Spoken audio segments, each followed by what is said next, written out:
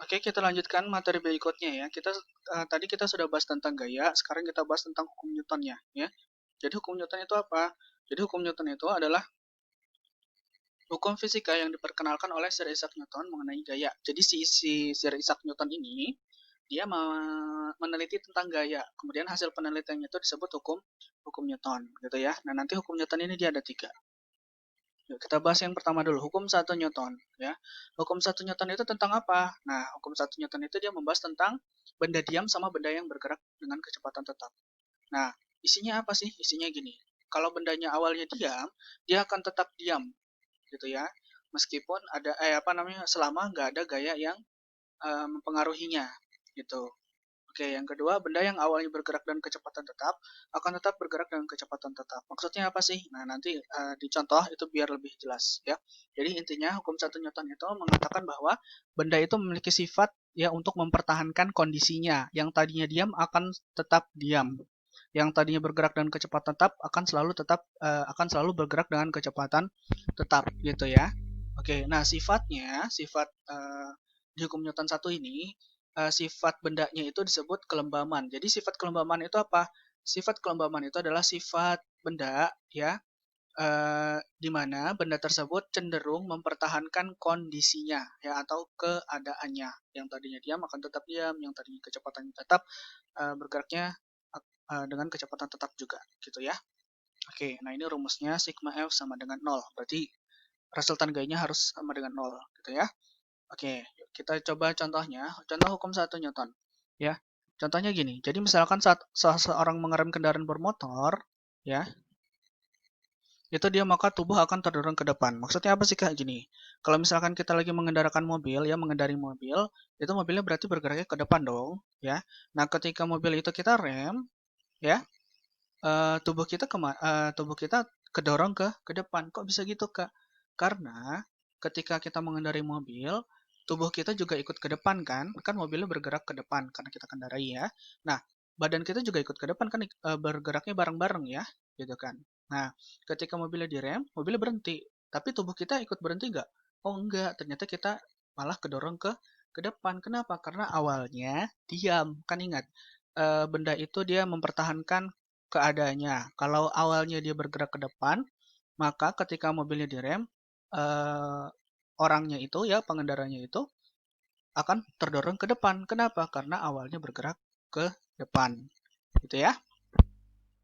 Oke, ya, gitu. Jadi contoh yang kedua, ya. Saat seseorang menginjak pedal gas, maka tubuh akan terdorong ke belakang. Nah, ini kebalikannya. Awalnya diam, ketika digas mobilnya ke depan. Nah, badan kita kemana? Ke belakang. Kenapa? Karena awalnya diam. Supaya tetap diam, badan kita harus ke belakang. Kan mobilnya ke depan. Gitu ya. Kalau mobilnya ke depan kitanya ke belakang, kan berarti kan nol ya. Gitu. Karena berlawanan arah. Gitu. Ya. Oke, contoh yang ketiga. Misalkan ada kertas di bawah gelas kaca.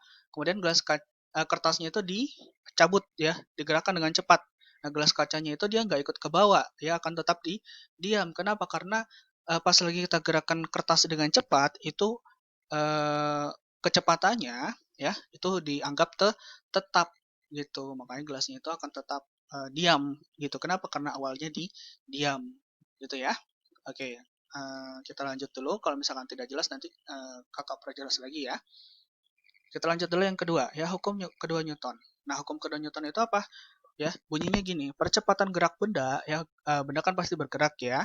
Nah, percepatan masih ingat ya lambangnya A, ya, berbanding lurus terhadap gaya gitu yang bekerja dan berbanding terbalik terhadap massa benda. Maksudnya apa sih kan nggak ngerti? Gini, kalau misalkan kita dorong mobil-mobilan, ya, dorongnya kenceng ya, ngedorongnya pakai gaya misalkan 10 Newton sama ngedorong pakai gaya 20 Newton. Nah, percepatannya itu besaran siapa? 10 apa 20? Pasti 20. Nah, itu berarti berbanding lurus ya. Gayanya besar, bergeraknya juga semakin cepat ya atau percepatannya besar. Nah, terus berbanding terbalik dengan massa benda. Maksudnya apa sih, Kak? Gini, ya. Berbanding terbalik nih. Maksudnya apa sih, Kak? Gini, misalkan ada orang badannya besar. Ya, misalkan beratnya 60 kilogram gitu. Nah, sama orang yang beratnya cuma 40 kilogram. Nah, kalau misalkan lari, siapakah yang paling cepat? Pasti yang 40 kilogram, gitu ya. daripada yang 60 kg. Jadi kalau misalkan masanya besar, ya bergeraknya lambat, ya percepatannya kecil jadi. Nah, kalau misalkan masanya kecil, nah dia bergeraknya cepat, maka percepatannya pasti besar gitu ya. Nah, dari hukum Newton kedua ini ya menghasilkan sebuah rumus. Nah, rumusnya ini. A sama dengan, ingat, karena dia berbanding lurus, maka gayanya ditaruh di atas.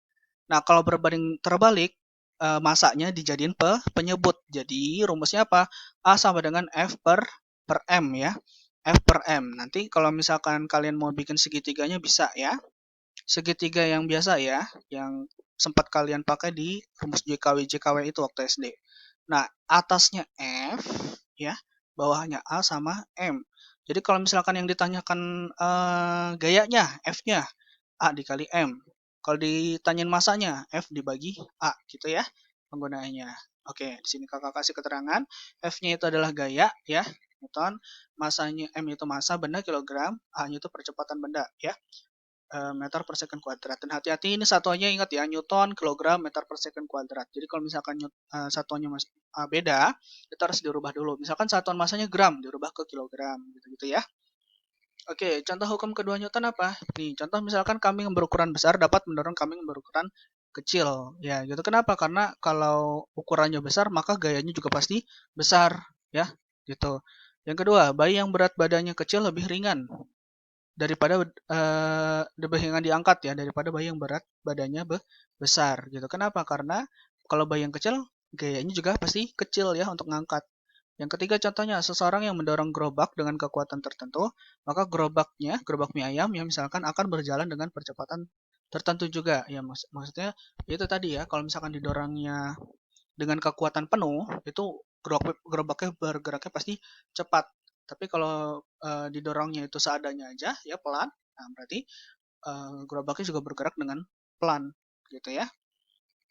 Oke, contohnya misalkan nih ya, perhatikan contohnya. Kotak A 2 kilo, kotak B 6 kilo, gitu ya, bergampang ya. Nah, Andi hanya dapat mendorong kotak dengan gaya 24 Newton. Tentukan besar percepatan kotak jika Andi mendorong kotak A dan kotak B sekaligus ya. Jadi kotaknya itu ditumpuk lah misalkan. Nah, karena sekaligus ya, nah gini. Jadi karena sekaligus, maka masanya itu harus kita tambahin dulu ya. Kan sekaligus ditumpuk ya, gitu. Jadi masanya ditambahin dulu. 2 ditambah 6 dapatlah 8. Jadi masanya yang dipakai berapa? 2, 6 apa 8? Yang dipakai nanti adalah 8, gitu ya. Oke, gayanya berapa nih? 20 Newton. Ya, si Andi cuma bisa ngeluarin 24 Newton. Maka rumus yang ditanya A ya. Maka rumus A-nya apa? A kayak tadi ya, F per M. F-nya 24, ya yang ini M-nya 8, 24 bagi 8 berapa? 3 ya, sederhana gitu doang. Oke, contoh yang kedua, perhatikan gambar. Nah, di sini perhatiin. Jika benda A memiliki massa 10 kg dan bergerak dengan percepatan 5 meter per second kuadrat ya ke kanan ya, maka besar F-nya adalah, perhatikan ya. Nah, di sini ada berapa gayanya? Ada 1 2 3 ya, arahnya beda ya. Gaya yang pertama 80 ke kanan berarti positif 80. Nah, ini yang ke kiri berarti negatif 200 ya. Nah, kalau gayanya lebih dari satu kita pakai apa? Pakai resultan yang tadi sudah kita pelajari ya. Nah, berarti berapa nih? Yang positifnya dulu 80 yang ke kanan ya. Nah, F-nya ini ke kiri apa ke kanan? Ke kanan berarti plus F. Itu ya. Oke, terus dia apa ya nih? Nah, 200-nya positif negatif? Negatif ya, negatif 200 gitu ya. Nah, ini 80 dikurang 200 bisa ya. F-nya biarin aja dulu. Maka sigma F-nya sama dengan F dikurang 80 dikurangi 200, 120. Nah, ini sigma F-nya.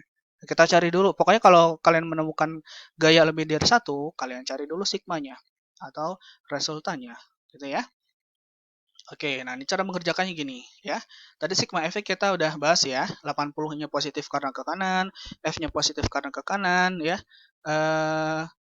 200-nya negatif karena ke kiri gitu ya. Nah, masanya 10 kg, A-nya 5 meter per second kuadrat. Nah, yang harus kalian perhatikan begini. Ke kanan. Kalau ke kanan maka percepatannya positif. Gitu ya, hati-hati ya.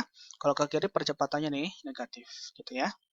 Nah, ini kakak positif ya. Maka tulis dulu sigma F sama dengan M kali A. Dari rumus yang tadi ya, F sama dengan M kali A. Gitu ya. Sigma itu karena lebih dari satu aja, jadi sigmanya harus ditulis.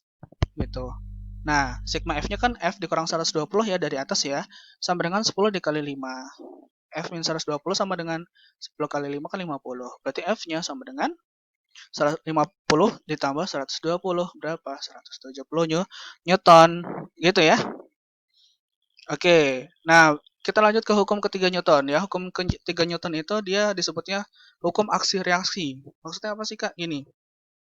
Misalkan ada benda A ngedorong benda B. Nah, benda B itu ikut ngedorong benda A gitu. Jadi timbal balik gitu ya, timbal balik dia. Dengan arah yang berbeda tapi besarnya sama. Nggak ngerti Kak gini maksudnya. Misalkan kita mukul meja, kan kita jadi kesakitan ya, tangannya jadi sakit. Kenapa bisa sakit?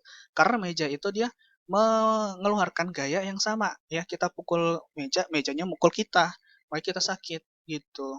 Coba kalau kita pukul apa nih? Misalkan pukul bola, ya kan? Pukul bola kan nggak terlalu sakit. Kenapa? Karena bolanya bergerak. Kalau meja dipukul bergerak nggak? Enggak. Ya gayanya kemana? Balik lagi ke tangan kita, gitu ya. Oke, ini rumusnya sigma F aksi sama dengan sigma F reaksi. Nah, jadi disebutnya adalah gaya aksi reaksi gitu. Ini contohnya ya, contoh hukum Newton ketiga itu adalah misalkan semburan gas panas dari knalpot roket ya. Roket tahu ya.